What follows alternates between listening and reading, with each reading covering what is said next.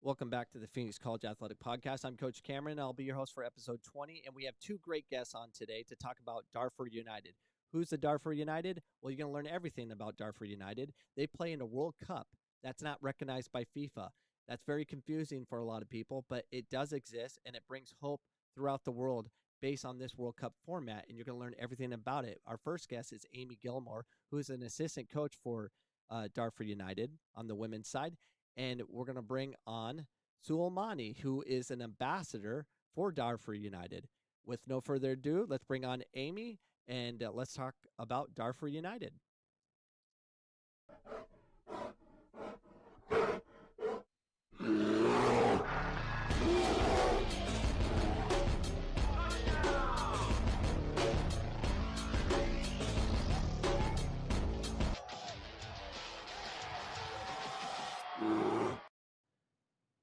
With me now is Amy Gilmore, who is a sports program manager for Darfur United. And thanks for coming on, Amy. How are you? I'm doing well. Yeah, thanks for having me. And you're in Ireland. I am. That's I have family from Ireland. I want to visit the island one day. I highly recommend it. It's lovely here. That's awesome. How's the weather like in Ireland? I actually really enjoy it. I'm from Ohio originally, and so there's a lot of changing of weather, sunny one minute, raining the next. But I'm kind of used to that from the Midwest, so I think the weather's nice. Yeah, I love the cold. I think that's because I'm born and raised in Phoenix, Arizona, where it's always hot, and I'm a big Wim Hof fan, so I like cold plunges and all those things. But thank you so much for bearing with us, because this is like our third take of the podcast, but you're much clearer now, and I can hear you much better. So tell us a little bit about your capacity with the Darfur United program, and tell us a little bit about the women's team you guys are building for the next World Cup. Absolutely. So my kind of role with Darfur United started originally as a volunteer and has grown kind of since then. I now work for iACT, which is the organization that oversees and facilitates Darfur United.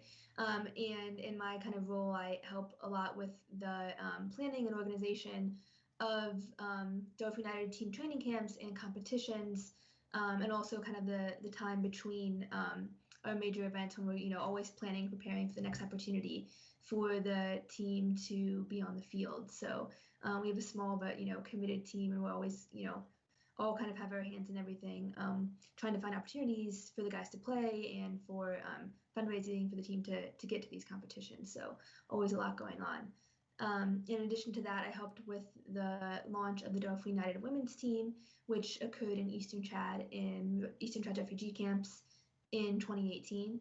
So the women's team has been a long time coming.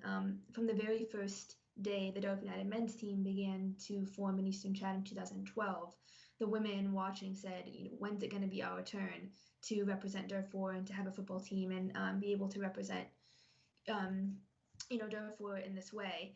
And so something we've, all been working towards for a long time over the past several years. And finally, we were able to start the Darfur United women's team in the fall of 2018, which was a really exciting time. It was really the first opportunity that women in Eastern Chad refugee camps had an opportunity to represent Darfuris through a football team, and it ran very similarly to how the men's team started. Women from across Eastern Chad's refugee camps came together to one central location, and we held a team training camp for the week and really used it kind of as a formative few days to get the team rolling, kind of come together for the first time, get to know each other, begin to kind of build our foundations as a group. Looking forward to continuing to see the team's expansion and growth, and hopefully soon, whenever football is able to resume, we'll be able to have the women play their first international match. Yeah, that has to be exciting, and I know on the women's side, I have a good friend that plays for the U.S. women's national team, and Jessica McDonald, and I always give her a hard time, saying if there was more freedom in the world for women, you guys would be in big trouble, and World Cups wouldn't be that easy for you. And and it's true. There's even in the United States, women are denied opportunity, or girls, young girls, and I know this firsthand in the Hispanic communities here in Phoenix, Arizona. The talent is ridiculous, Mhm. ridiculous. Uh, but they're usually playing with boys teams, and they're not really organized, and they can't afford to pay to play Mhm. with the top teams, Mhm. which is denying a lot of opportunity. So I really have to take my hat off to you and your organization that you're a part of, uh, trying to build that. I mean, that has to be crazy difficult. How many teams are on the women's side? How many teams could you compete with? How many teams are organized to play?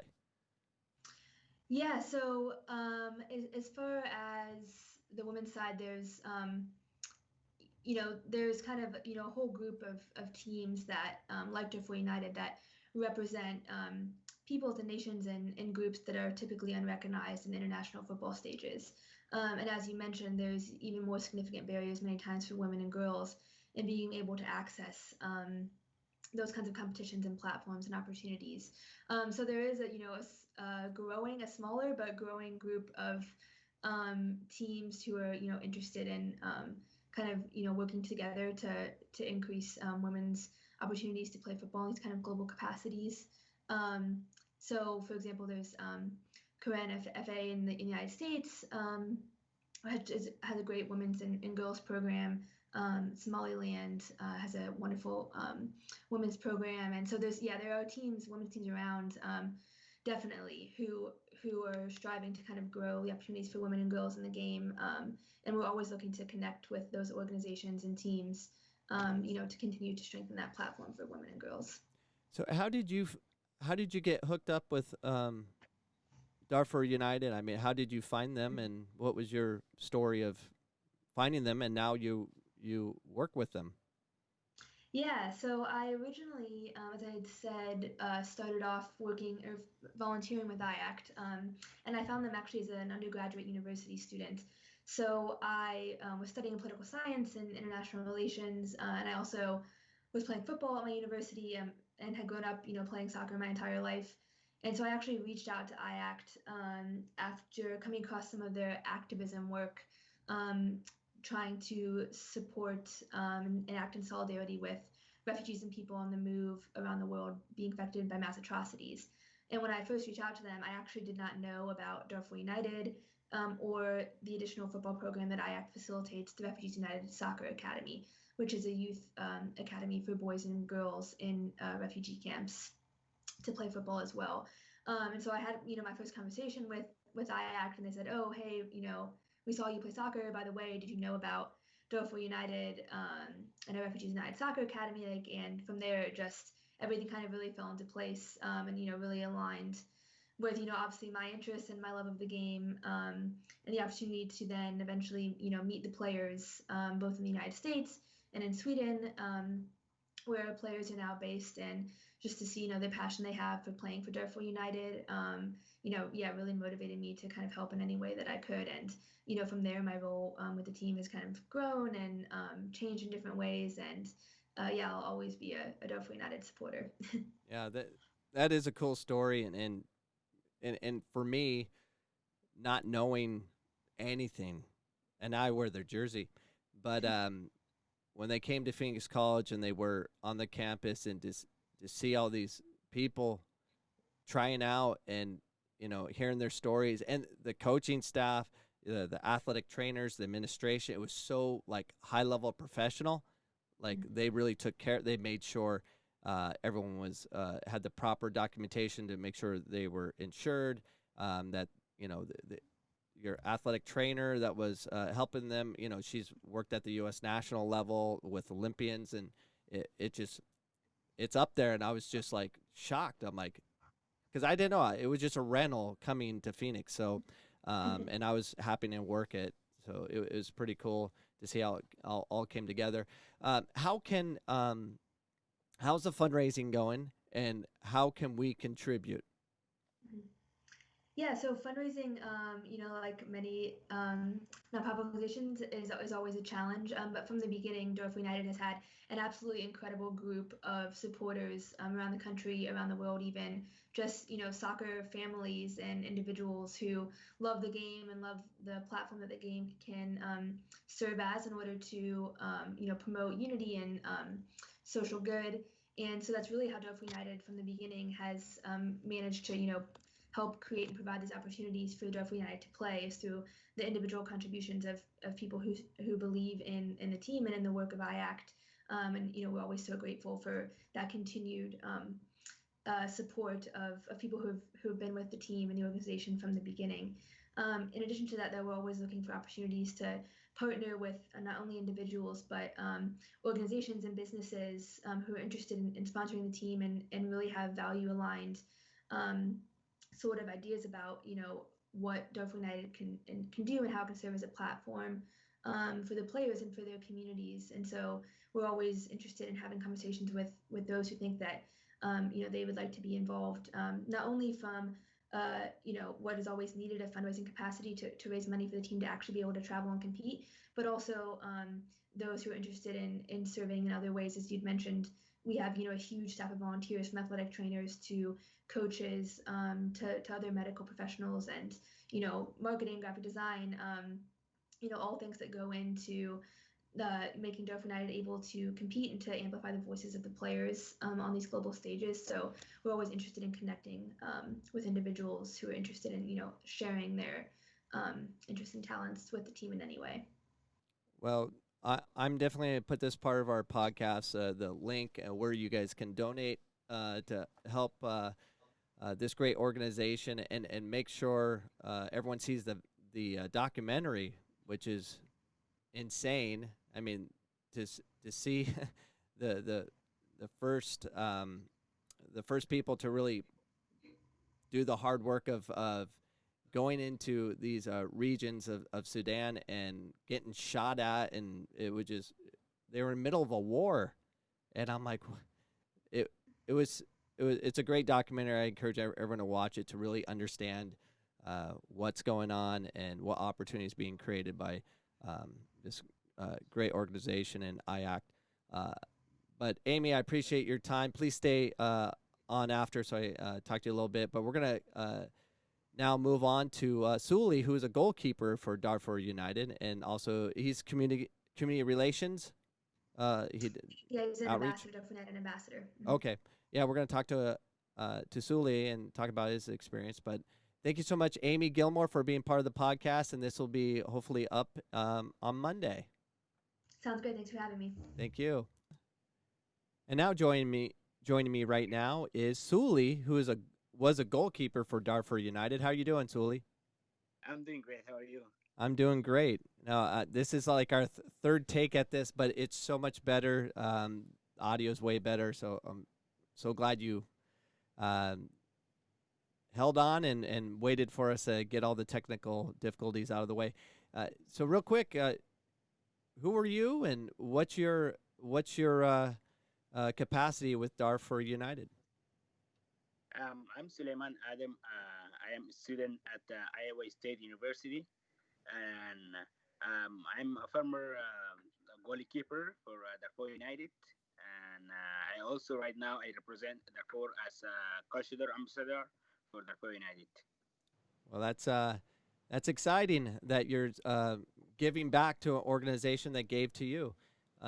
So you're an ambassador. So for Darfur United, what do you do far as your ambassador work for Darfur United? Do you? I kind of I am the voice of my teammates, and I'm the voice of my people back in the refugee camps, and it's very like great opportunity for me to share what I know from where I lived in the refugee camp, and from my team and from the organization that doing so much for the refugees. So your capacity on that front, can you tell our listeners a little bit how what was your experience of finding Darfur United, or how they found you, and how they helped you in your life?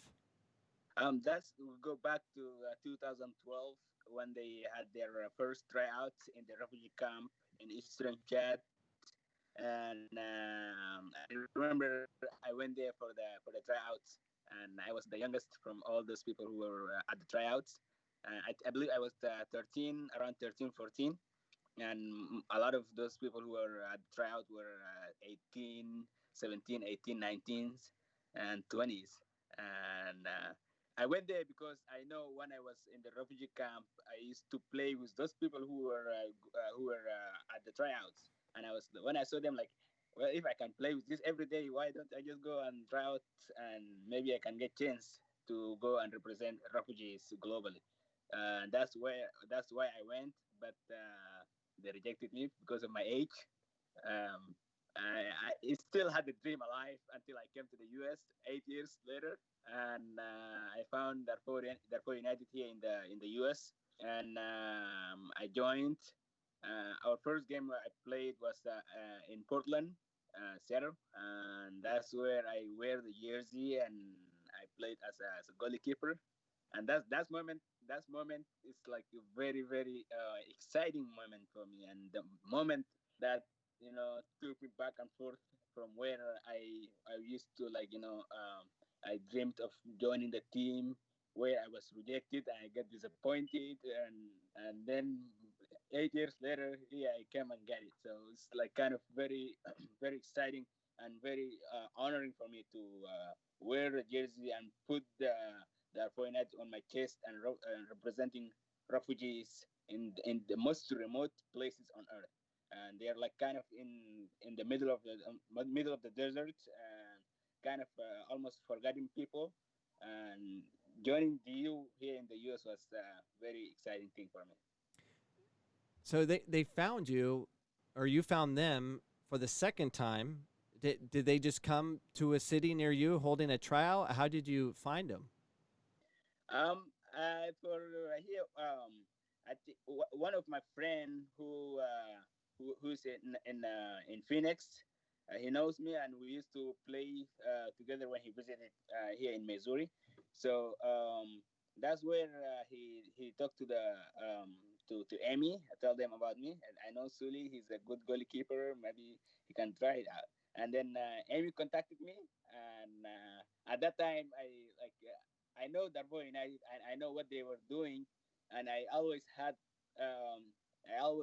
that like that kind of dream, that kind of like vision, seeing myself someday I will give it a shot, another shot for Darfur United. But when Amy texted me, I saw the message. I was at work and I asked my boss, "Hey, this is a very important message for me. I have to respond right now." And I clocked out and I went to the break room. I text Amy back, and that's where all it started. And boom, I joined. That's so cool. And to see, I was telling Amy, to watch the documentary of how this all came to be. It's fascinating because so many people don't know about what you say, the forgotten people, that are not part of a country, so they play in a World Cup with against competitions that aren't recognized by FIFA. And I think it's so cool they're using sport, a sport of soccer in this case, to help give hope to the people. So if who can try out for the Darfur United? So can anyone try out, any refugee, or is it specifically to Sudan? I think as far as I know, I think it's more to the uh, Sudanese, because it's like kind of almost an like it's representing Sudanese, and it's kind of like a national team. So I know like it could be like one or two players, could be like from other nationalities, but we are like I think the team's more focused on the Sudanese. So how many teams are there out there that you're aware of that compete against you guys? I have I don't know so much about it. I think Amy knows a lot, but I believe there's like at least over 15 or 20 teams that we are competing with.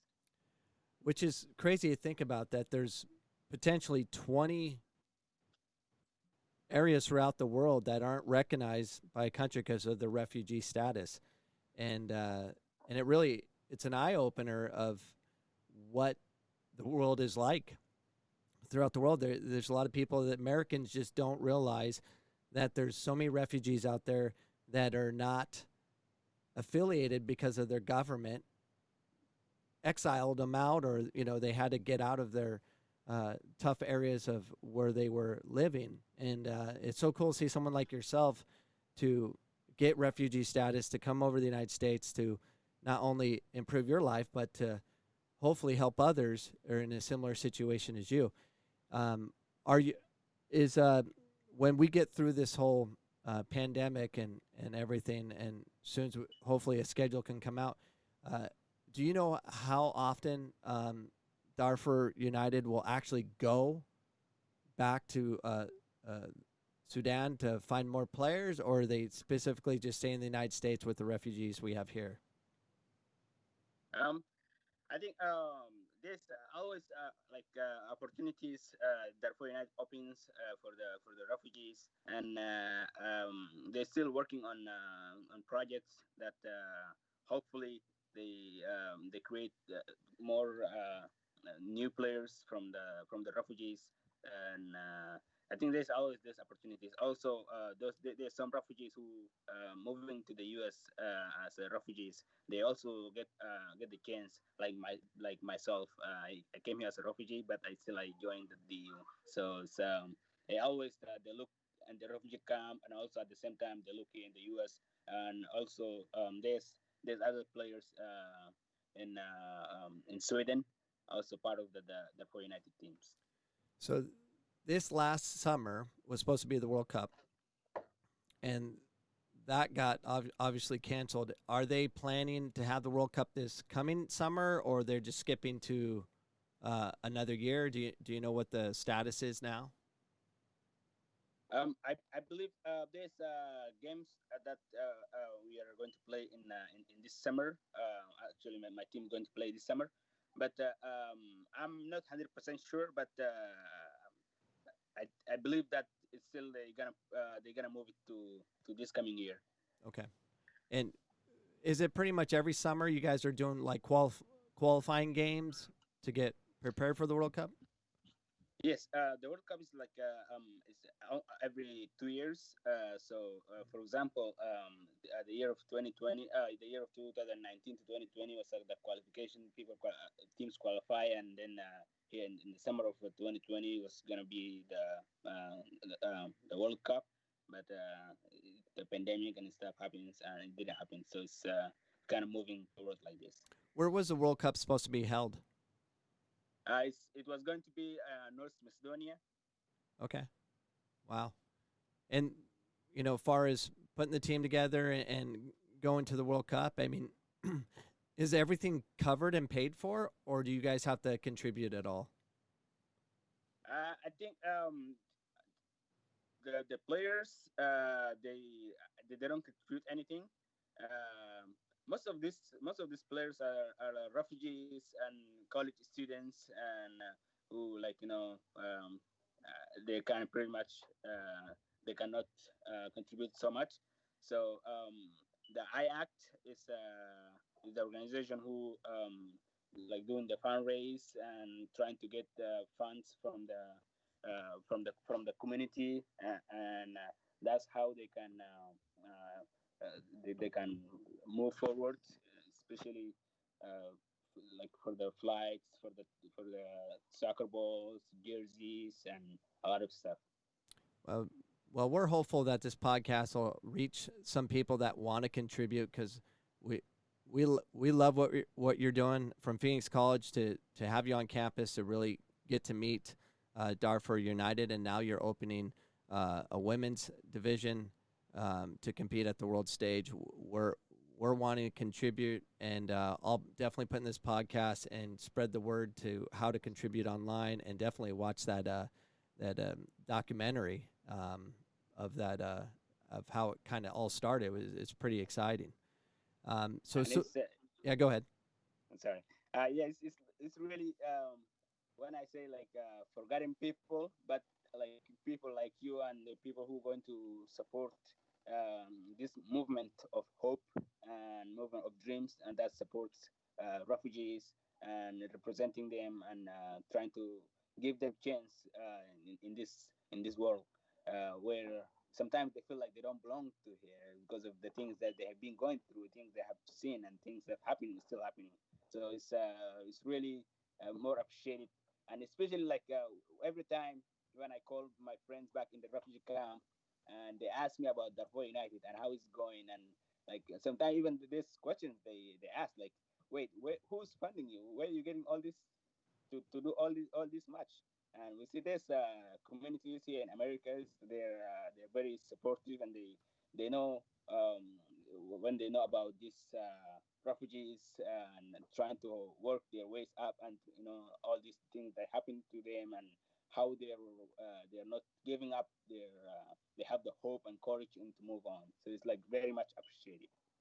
It's a brilliant play, through play of having football unite the world and unite regions that you're from, and get refugees hope. I mean, that's what football does, and I'm excited to contribute in any way I can to help spread the word, contribute financially, whatever it takes.